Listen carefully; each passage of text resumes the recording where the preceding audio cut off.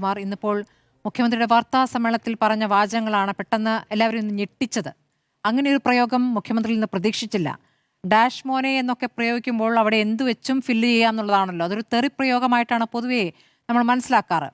ശരിയാണ്, രേവന്ത് റെഡ്ഡി ഇവിടെ നടത്തിയ പ്രസംഗം പൊതുയോഗത്തിൽ നടത്തിയ പ്രസംഗത്തിനപ്പുറം മുഖ്യമന്ത്രിയുടെ ലെറ്ററിൽ, ഒഫീഷ്യൽ ലെറ്ററിൽ നടത്തിയ പ്രയോഗം കൂടി ആ പറഞ്ഞ നീ പോ മോനെ വിജയ എന്നുള്ളതാണ്. ഒരു തരത്തിലും അംഗീകരിക്കാൻ പറ്റുന്നതല്ല. പക്ഷേ അതിന് കൊടുത്ത മറുപടി ഇങ്ങനെ ആയിരുന്നോ വേണ്ടത് എന്നൊരു ചോദ്യമുണ്ട്. അതിനാദ്യം മറുപടിയായിരുന്നു. പിന്നെ എങ്ങനെയാണ് വേണ്ടിയിരുന്നത് എന്ന് കൂടി നിങ്ങൾ സൂചിപ്പിച്ച നമുക്ക് ചർച്ച എളുപ്പമായിരുന്നു. ബഹുമാനം എന്നുള്ളത് പരസ്പര പൂരകങ്ങളാണ്. Give respect and take respect എന്നാണ്. ബഹുമാനം കൊടുത്താൽ മാത്രമേ ബഹുമാനം തിരിച്ചു പ്രതീക്ഷിക്കാൻ കഴിയൂ. ഇപ്പോൾ ഒരു സിനിമ ഡയലോഗൊക്കെ കേരളത്തിലുണ്ട്. നേരത്തെ തന്നെ നമ്മളൊക്കെ പല ചർച്ചകളിലൊക്കെ കേട്ടിട്ടുണ്ട്, പല സിനിമയിലും കേട്ടിട്ടുണ്ട്. അത് പോ മോനെ ദിനേശ എന്നാണ്, പോ മോനെ വിജയ എന്നല്ല. പോ മോനെ വിജയ, നിന്റെ കാലം എണ്ണപ്പെട്ടിരിക്കുന്നു എന്നത് ഉൾപ്പെടെ ഞാൻ ബാക്കി പറയുന്നില്ല. ആ പറഞ്ഞ രീതിയും ശരീരഭാഷയും പ്രയോഗത്തിൻ്റെതായിട്ടുള്ള രീതിയുമെല്ലാം ഒരിക്കലും ഒരു സംസ്കാരത്തിനും യോജിച്ചതല്ല. അത്തരത്തിൽ മറ്റൊരു മുഖ്യമന്ത്രി കേരളത്തിൽ വന്ന് പ്രസംഗിച്ചു എന്ന് മാത്രമല്ല, തൻ്റെ ഔദ്യോഗിക ലെറ്റർ പാഡിൽ അത് എഴുതി പ്രസിദ്ധീകരിക്കുന്ന ഒരു സാഹചര്യം കൂടി ഉണ്ടായി. അത് ഒരു ഭരണഘടനാ തലവൻ എന്ന രൂപത്തിൽ ഒരു മുഖ്യമന്ത്രി, ഒരു ഭരണഘടനാ സ്ഥാപനം വഹിക്കുന്ന ഒരാൾ മറ്റൊരു സംസ്ഥാനത്തെ മുഖ്യമന്ത്രിയെ യാതൊരു തരത്തിലുള്ള ബഹുമാനമില്ല എന്ന് മാത്രമല്ല, യാതൊരു തരത്തിലുള്ള സംസ്കാരമില്ലായ്മയുടെ ഭാഗമായിട്ട് അത്തരം പ്രയോഗിക്കുമ്പോൾ ചുട്ട മറുപടി കിട്ടും. അത്തരത്തിൽ മറുപടി കൊടുക്കേണ്ടി വരും. അത് കൊടുത്തു എന്ന രൂപത്തിൽ തന്നെ കണ്ടാൽ മതി. പിന്നെ അങ്ങ് സൂചിപ്പിച്ചു നേരത്തെ ചെറ്റത്തരം എന്ന് പറഞ്ഞു എന്ന്. അവിടെ മുൻ KPCC പ്രസിഡന്റ് അതിൽ ആദ്യം പറഞ്ഞ തരമില്ലാതെ ചെറ്റ എന്ന് പറഞ്ഞുകൊണ്ട് ഓപ്പൺ പ്രസംഗത്തിലടക്കം കേരളത്തിൻ്റെ മുഖ്യമന്ത്രിയെ വിശേഷിപ്പിച്ച് വീണ്ടും വീണ്ടും പലതവണ പ്രസംഗിച്ചപ്പോഴും ഒരു മാധ്യമവും വെച്ചൊന്നും നടത്തിയില്ല.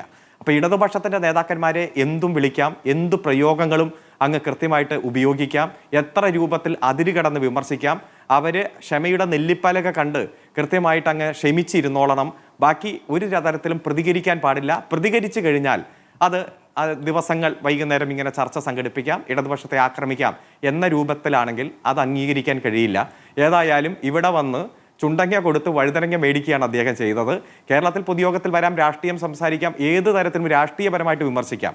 പേരെടുത്ത് ഒരു തരത്തിലും സംസ്കാരം തൊട്ടു തീടാത്ത തരത്തിൽ അത്തരത്തിൽ പ്രയോഗിച്ചപ്പോൾ ഉണ്ടായിട്ടുള്ള മറുപടി എന്ന രൂപത്തിലാണ്. ഞങ്ങൾ അതിന് വലിയ പ്രാധാന്യമൊന്നും കാണുന്നില്ല. ഞങ്ങൾ ഈ തെരഞ്ഞെടുപ്പിൻ്റെ കൊട്ടിക്കലാശം പൂർത്തീകരിച്ചു. ഇനി സൈലന്റ് ഡേ ആണ്. കേവലം ഒരു 36 മണിക്കൂറാണ് ഇനി തെരഞ്ഞെടുപ്പിനുള്ളത്. എല്ലാ തരത്തിലുമുള്ള രാഷ്ട്രീയം ചർച്ച ചെയ്യാൻ ഞങ്ങൾക്ക് കഴിഞ്ഞിട്ടുണ്ട്. കഴിഞ്ഞ 10 വർഷം സമാനതകളില്ലാത്ത മുന്നേറ്റം വിവിധ മേഖലകളിൽ ഉണ്ടാക്കിയത് ജനങ്ങൾക്ക് മുന്നിൽ സമർപ്പിച്ച് വരുന്ന 5 കൊല്ലത്തേക്ക് 950 കാര്യങ്ങളടങ്ങുന്ന പ്രകടന പത്രികയും ജനങ്ങൾക്ക് മുന്നിൽ അവതരിപ്പിച്ചിട്ടാണ് ലോക നിലവാരത്തിലേക്ക് കുതിച്ചു മുന്നേറിയ കേരളത്തെ കൂടുതൽ കരുത്തോടെ മുന്നോട്ട് കൊണ്ടുപോകണം എന്ന ലക്ഷ്യത്തോടെ മുന്നോട്ട് പോകുന്നത്.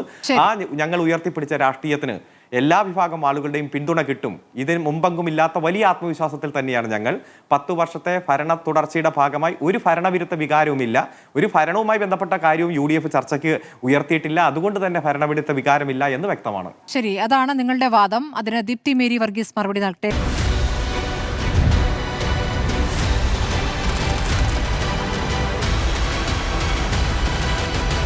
ഡിബേറ്റ് വിത്ത് സ്മൃതി പരുത്തിക്കാട്.